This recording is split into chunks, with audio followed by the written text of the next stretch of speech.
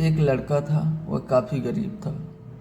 उसके पास न तो कुछ खाने को था और ना ही रहने को घर था। वह अपने दोस्त के घर रहा करता था। उसने एक छोटी सी कंपनी में पेंटिंग का काम करना शुरू कर दिया। धीरे धीरे उसके पास काफ़ी पैसे भी हो गए। बाद में वह काफ़ी धनी भी हो गया, लेकिन अभी भी उसके अंदर कुछ कमी का एहसास होता था।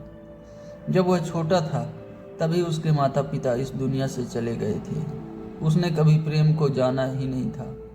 एक दिन जब वह अपने किसी काम से बाहर गया था तो उसे एक लड़की दिखी जो कि काफ़ी अच्छी और खूबसूरत थी। उसको देखते ही इस लड़के को उस लड़की से प्रेम हो गया। वह काफ़ी देर तक उस लड़की को देखता रहा। कुछ देर बाद वह लड़की वहाँ से चली गई। कुछ दिनों तक यह लड़का उस लड़की को खोजता रहा, लेकिन वह लड़की न मिली। लेकिन नियति ने उस लड़की से इस लड़के को मिला दिया। वह लड़की इस लड़के के घर काम की तलाश में आई थी। ने लड़की को तुरंत घर के काम के लिए रख लिया। जब वह लड़की इस लड़के से मिलने आई थी तो उस समय इस लड़के ने कुछ शब्द भी साफ से नहीं बोल पा रहा था, जिससे लड़की को लगा कि यह लड़का गूंगा है। लड़का भी जान गया था कि यह लड़की मुझे गूंगा समझती है।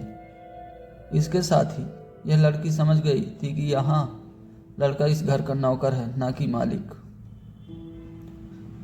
अब जब भी यह लड़का उस लड़की के पास जाता तो गूंगा बन जाता है और धीरे धीरे वह लड़की इस लड़के पर काफी रहम खाने लगी। अब उसे इस लड़के के लाचारी पर प्यार होने लगा। लेकिन फिर वह लड़की एक बात से डर कर पीछे हट जाती थी। इस लड़की के भी माता पिता बचपन में ही मर चुके थे। इस लड़की को इसके चाचा ने पाला था और वह चाहता था कि जब तक वह जिंदा रहे ये लड़की उसके खाने और पीने का पैसा दे। लड़की का प्रेम हद से भी बाहर जाने लगा। लड़के के एक खांसी पर भी वह लड़की दौड़ के उस लड़के के पास पहुंच जाती। अब लड़का भी समझ गया कि इस लड़की को मुझसे प्रेम है। लड़का भी बहुत ज्यादा उस लड़की से प्रेम करता था। उसने पहले लड़की के बारे में सब कुछ पता किया।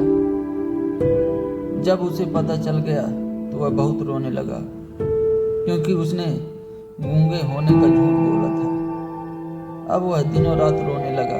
लड़की अपने सैलरी में से लड़के की इलाज करवाने को कहती। एक दिन सुबह ही उस लड़की को पता चला कि वह लड़का हॉस्पिटल में भर्ती है। वह दौड़ते हुए जब हॉस्पिटल पहुंची तो उसने देखा कि लड़का बेहोश पड़ा है। उसके आसपास काफी मशीनें लगी हुई हैं। लड़की डॉक्टर के पास पहुंची तो वहां पर डॉक्टर ने बताया कि अब लड़का बोल नहीं सकता, क्योंकि उसने अपनी जीभ काटने की कोशिश की है। इसके साथ उसने एक पत्र दिया।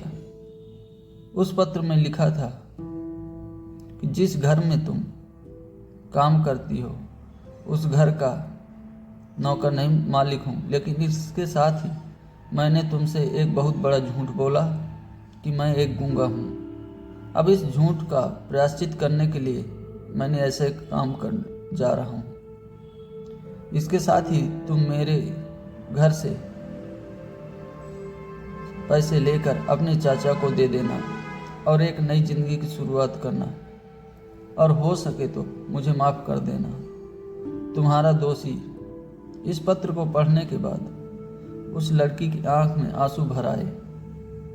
वह दौड़ते हुए मंदिर में गई।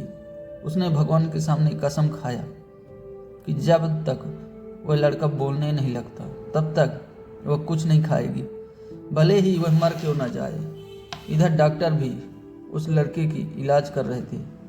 ईश्वर ने दोनों के मन की बात कबूल कर ली। लड़का बोलने लगा, लेकिन वह अपनी याददाश्त खो बैठा। उसे कुछ भी याद नहीं रहा। अब इसके बाद लड़की ने उसके याददाश्त के लिए काफ़ी कुछ किया, लेकिन याददाश्त न तो आ सकी अगर प्रेम की नींव को झूठ पर रखा जाए तो वह गिर ही जाता है। धन्यवाद।